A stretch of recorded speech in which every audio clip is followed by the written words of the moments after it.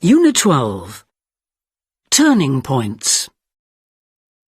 Tape script 12.1. The Fall of the Twin Towers.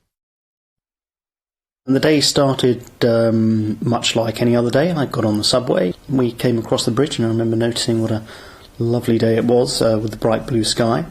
I remember coming out of the subway, as I normally did, and I saw a cloud, or what looked like a small cloud, white cloud, and I remember thinking, gosh, that's unusual because this sky is so totally clear. But I didn't think much more of it, and I set off walking to my office. I didn't get far. I got to the first block, and on the corner there were a couple of people looking up, staring up at the tower. So I looked down at what they were looking at and noticed that there what seemed to be, to me at the time anyway, a small hole. And you could actually see a few bits of flame around the edge. And I asked these two people what happened. And one of them said that a plane had flown into it. And I remember thinking, oh, gosh, no, that can't be true. As I walked, there was more and more smoke coming out. Well, I made it to my office and went up to the 16th floor. So I went into the office, and there were lots of my colleagues there.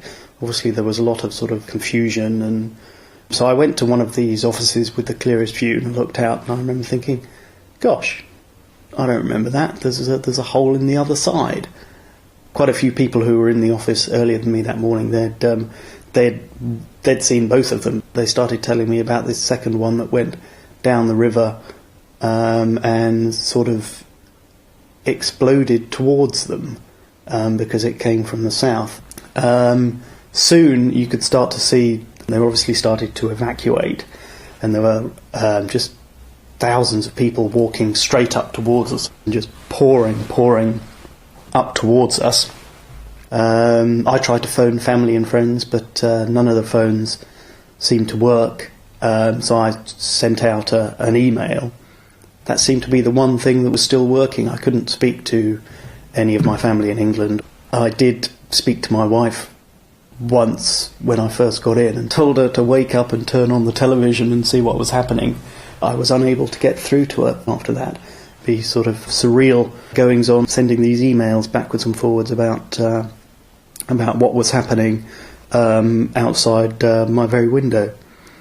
And it was while I was writing an email, I heard some screams, and I ran round just to see sort of this huge cloud of smoke, and people just shouting and screaming, it collapsed. This huge cloud of dust came. You could see it pouring up the avenues, and it sort of burst out through Battery Park, right out into the Hudson River, because I remember seeing lots of the ferries were all doing evacuations, taking people from every point they could, and they just got enveloped in this huge cloud of dust. There was so much dust you didn't know, whether how much it had fallen, whether it was just the top. I suppose we're all expecting to see something still there. We'd still see the other one standing because it had the big antenna, the big aerial on top of it. So as I stood there watching, I had no idea how long for, and then, of course, the other one collapsed. You could clearly see there was a very particular design, these long, sort of slightly ornate metalwork. I remember seeing that sort of explode out, and then you just saw the great big top with this giant aerial on just drop straight down, and you'd see all this other stuff just peeling away from the sides.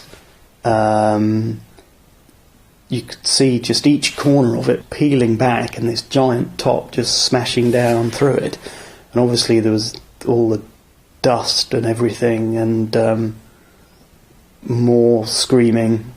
We all thought, because we'd seen so many thousands of people walking north, that maybe everyone had got out, because there was this non-stop procession of people.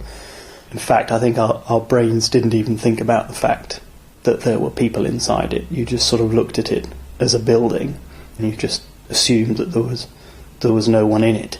You just don't actually want to think about that. It was, unlike any feeling you've ever thought. There was no panic in the office, and also, very clear acknowledgement that something had changed in the world today, and we were sitting staring at it. It was quite the most incredible thing, and from what was just a normal, lovely New York autumn day, it's just incredible how much changed in that morning.